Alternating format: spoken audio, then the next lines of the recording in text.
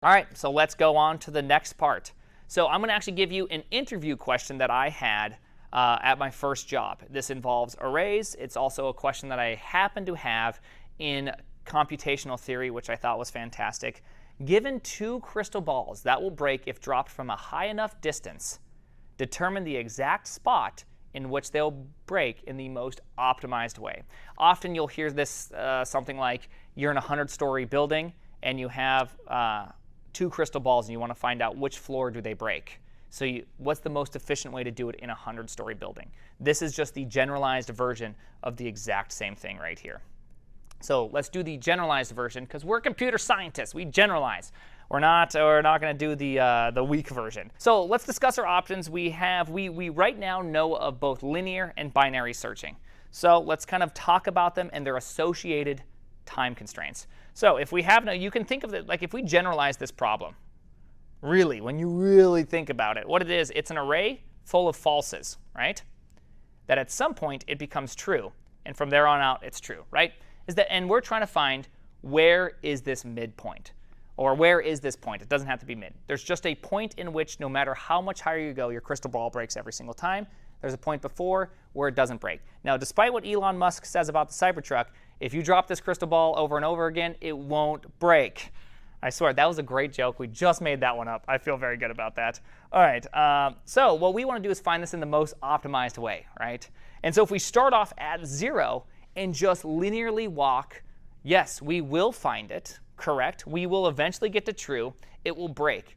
But we are given a constraint, and we really didn't even use our constraint, which is we have two crystal balls. I apparently can't spell crystal. We have two of them, right? So therefore, we should be able to do something more efficient than that, right? Because if we linearly walk and find t, what is the runtime of the algorithm? Imagine in your head what you're going to write. You're going to write a for loop, right? You're going to write a for loop over the space of the array, checking every single time. It's a loop. Trick, look for loops. There's a loop based on the input. Boom, linear, right? It's O of n.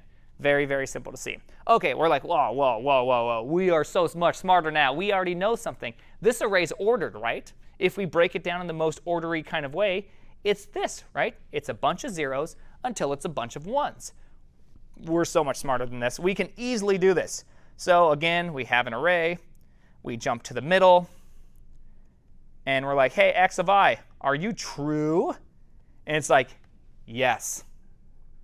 Oh no, what just happened there? Well, one of our two crystal balls just broke. And so therefore, what do we have to do with the remaining one?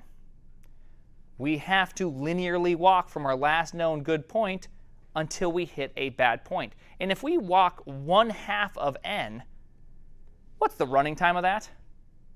Remember, rule 2. Yeah, drop the constants. Boom. Oh, dang it, I drew on the line. Bam! Oh, right, there you go. You've just dropped the constant, and it's back to n. So both of our searches suck, right? Like neither of them work. I really wanted to work this one in here because specifically during the interview, the interviewer did not know the generalized answer. And when I just said it right away, because I was so stoked, they said, well, that's not the answer. I said, it is the answer, and here's why. Oh, this is so exciting. So what do we have to do here? Well, the reality to the answer is this, is that we need to jump in such a way that isn't some portion of n that means we have to walk some portion of n. We need to be able to jump by a fundamentally different unit. Does that make sense?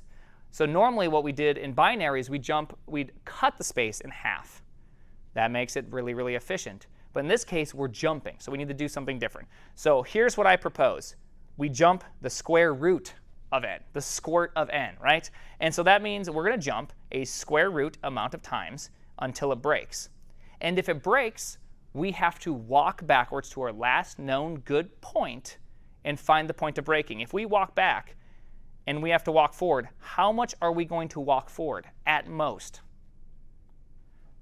The square root of n. So what is the running time of having to do a square root of n plus a square root of n worst case?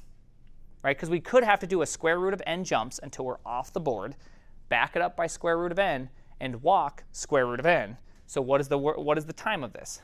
Square root of n. The square root of n. Look how fantastic that is. We actually did it. Now, you don't have to write it like this, because of course you can rewrite that as the 2 square root of n, or of n, and so what do? You drop the 2, so pop, pop, pop, pop.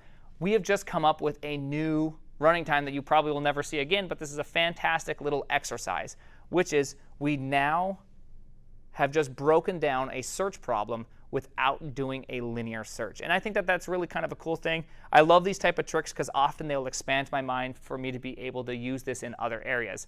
If I see something that I can't use, say, a priority queue, which we'll talk about, and I need to be able to search in such a unique way, I have one more trick inside my bag. And it's always good to have one more trick inside the bag.